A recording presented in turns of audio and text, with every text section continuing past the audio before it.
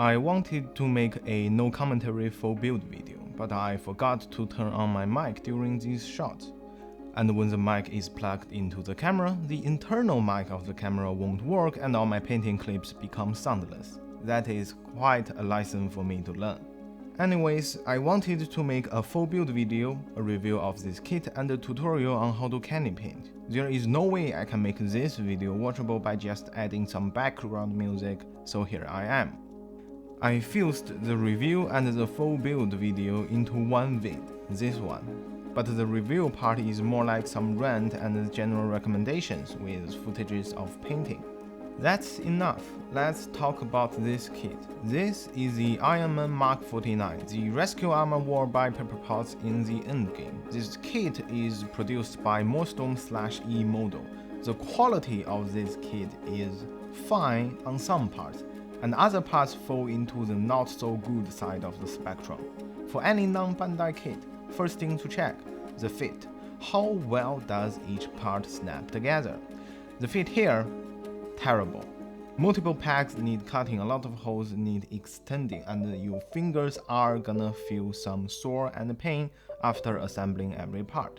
Nowhere near the Bandai quality or even the judge from Zero Gravity. On the other hand, the quality of each individual part is good. No mold lines that are hard to get rid of, no wear knobs. As a matter of fact, 99% of the water gates on the blue and gold parts are undergates, and that is not something you will find in a great amount in Bandai kits. If you are a Phoenix fan, you know what I mean. Bandai doesn't even give you undergates on chrome finish kits. Well, mostly. But I can't give Morstorm too much credit here. Although they paint the gold, they didn't paint the blue parts with metallic paint, and the undergates feel more like a compensation here, allowing you to spray the whole runner without worrying too much about the knobs. But still, cutting the parts off is gonna give you a better result. The articulation is nice in the sense of an Iron Man kit. When you are designing a mecha, you have a lot more room to do different joints and points of articulation. But when it is something like an armor that is very humanoid and streamlined looking, problems will come, like the fit. They are so small, naturally they are gonna have a less stable stand than mecha kit. This goes for many parts. You can't have rotating joints on the forearm or top arm because they look bad. I think you can get my point here. For very humanoid model kits, the articulation is slightly above average, not so good when you're comparing it to modern day Gunpla kits. I saved the most important aspect the last, aesthetics. As I mentioned before, the quality of the mold is good. Details are clear, the overall shape and proportion is right. One thing that is not right or good is color separation. To be more precise, the color separation on the arms. Everywhere else is fine and dandy, but all the gold color separation is missing on the arms. It is weird. It's not like they can't do color separation that small. They made the whole body quite nice. Every little gold stripe is a separate part. This puzzles me. Is this a cost-saving measure, or are they just too lazy to do extra parts? I don't get it. Anyway, the lack of color separation on the arms makes this kit a bad value, comparing to other Iron Man kit produced by Morstorm at least. But I actually knew the color separation is bad before I hit purchase, and just like many purchases I have made in the past, the determining factor here is not the base value of the kit.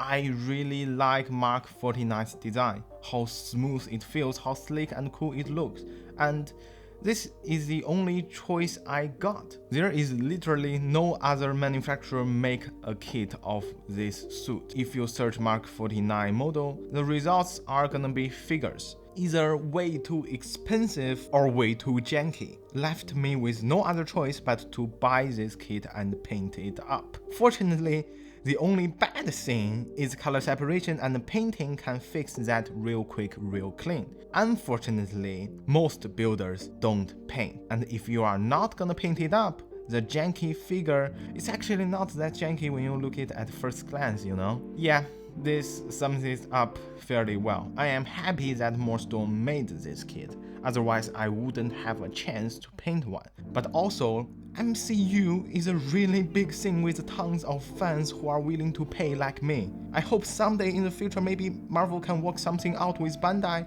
to do some model kits. They already do figures, but as you can probably tell, I ain't no figure enthusiast. Now let's talk about this little technique I used. Candy paint. The name is interesting. We call it fake chrome effect here in China because it is one of the most reflective effects you can do without actual chrome paint. When I first heard the word candy paint, I was a bit confused, to be honest, but more I think about it, the more sense it makes. It does look like hard candy. The basic of this effect is simple. Primer, gloss black, metallic paint, clear coat, gloss, varnish. Just apply your paint in this sequence and boom, you got candy paint. I will talk about one big problem many had encountered. Clear paints are weak. You need to spray quite a few layers before it looks good. And the first 3 layers of clear coats must be thin. Well, why? This is caused by the nature of most metallic paints. You see, metallic paints feels metallic because they have a bunch of small metallic particles blend into the paint. And when those particles are aligned smoothly on the surface, it looks metallic. However, their alignment is easily disrupted, like when you apply a too thick of a layer. So, you have to do the few clear coats thin. You don't need to worry when you give it a swipe once and the color is barely visible. Candy paint requires you to do a lot of layers of clear coats, like 7 to 12 layers, sometimes even more than that. Okay, that is one key issue we need to address before the actual tutorial. I think that's it. There is really not much more to say about this kit. Do I regret buying it? No. I like how it looks when painted. What does that look? Just wait a few seconds and see it yourself.